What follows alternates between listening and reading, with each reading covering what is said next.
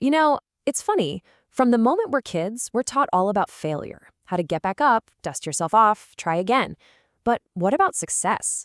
It turns out getting to the top of the mountain is one thing, but staying there and actually managing it well, that's a whole different ballgame. Let's get into why. Shakespeare absolutely nailed it, like 400 years ago. That crown of success, it's not just a shiny reward, it's a weight. Yeah, it brings joy and amazing opportunities, but it also comes with a ton of pressure, expectation, and some very real dangers you might not see coming. And that's the core paradox we're digging into today. Believe it or not, success can actually be way harder to handle than failure. It casts its own shadows, things like complacency, arrogance, and isolation, and they can quietly, sneakily undermine everything you've worked for if you're not paying close attention. So to really get this, we have to stop thinking of success and failure as opposites. They're just not. They are deeply, fundamentally connected, almost like conjoined twins. Where you find one, the other is never too far behind. This chart really breaks it down, doesn't it? Sure, success gets you recognition, but it's failure that teaches you resilience. Success can actually hide your weaknesses, making you feel invincible. While failure, well, failure shines a big, bright, painful spotlight on what doesn't work. Think about a surgeon who pulls off a brand new successful operation. That's a massive win, right? But that very success demands incredible vigilance, because they have to watch out for what could go wrong later. The success itself holds the seeds of potential failure. And this quote from Addison just says it all. He didn't see those thousands of attempts as failures. Not at all. He saw them as the raw material, the data points that were essential for his big win. Every single failure was just a stepping stone. They weren't separate from his success. They were literally the foundation of it.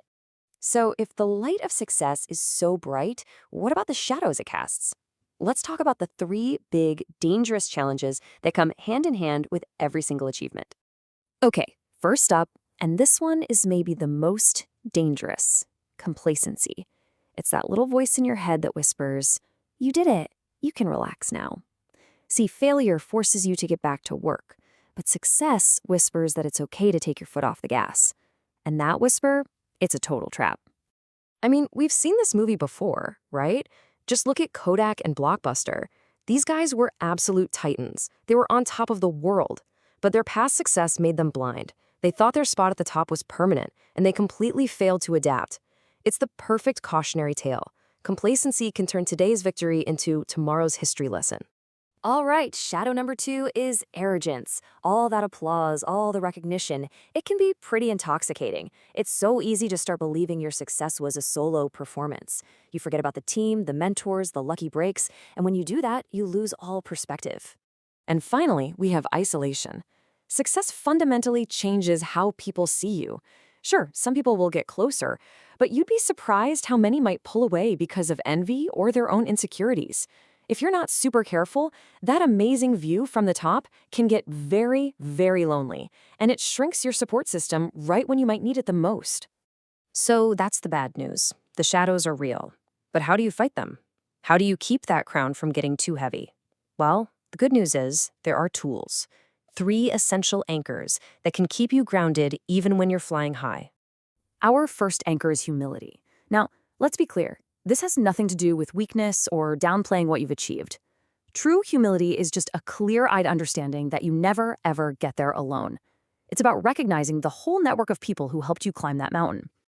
If you want a perfect example of this in action, look at Marie Curie. She was one of the most celebrated scientists in all of history, won Nobel Prizes in 2 different fields, but she lived a simple life. And, this is the incredible part, she never patented her process for isolating radium. Why? Because she believed her success belonged to everyone. That is humility.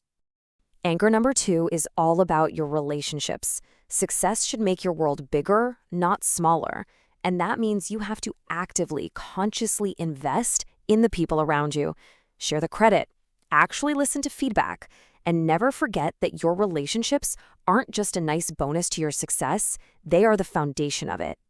I mean, look at Abraham Lincoln. After he won the presidency, he didn't just surround himself with people who agreed with him. Nope, he built what's called a team of rivals and brought his former opponents right into his cabinet. He knew their different perspectives would make him and the country stronger. His success actually made him rely more on others, not less. And our third anchor is responsibility. Here's the thing. Success isn't just a private reward for you to enjoy. It's a platform. It gives you influence. And the bigger your achievement, the bigger your responsibility to use that influence for good, for the benefit of others. This is the moment your success stops being a prize and starts becoming a purpose. And that leads us to the final and maybe most critical idea that really ties all of this together. Success is not a finish line. It's a starting line. It's not the end of your story. It's the beginning of a brand new chapter with a whole new set of challenges. The biggest mistake you can ever make is thinking one win defines you forever. And here's why. What success even means changes dramatically over your lifetime. For someone who's 25, success might just be about getting that next promotion, It's about advancement. But for that same person at 45, the definition totally shifts. It's often about finding balance between your career, your family, your own well-being. And then, fast forward to 65, and success might be all about the legacy you're leaving behind. The goal isn't to win once, it's to keep redefining what winning even means. If you cling to an old definition, yesterday's crown just becomes today's chains. So let's wrap this all up. Here's the playbook for how to steer your own crown. First, see success and failure as two sides of the same coin. Second, anchor yourself in humility. Third, be on constant guard against complacency. Fourth, protect and invest in your relationships. Fifth, embrace the responsibility that comes with your wins. And finally, number 6, never stop redefining what success means to you as you grow. So I'll leave you with this question. Just take a second and think about your last success, whether it was big or small. What did it teach you? And maybe more importantly, did it bring people closer to you or did it push them away? Your answer to that question reveals everything about how you wear your crown and whether it feels like a burden or a beginning.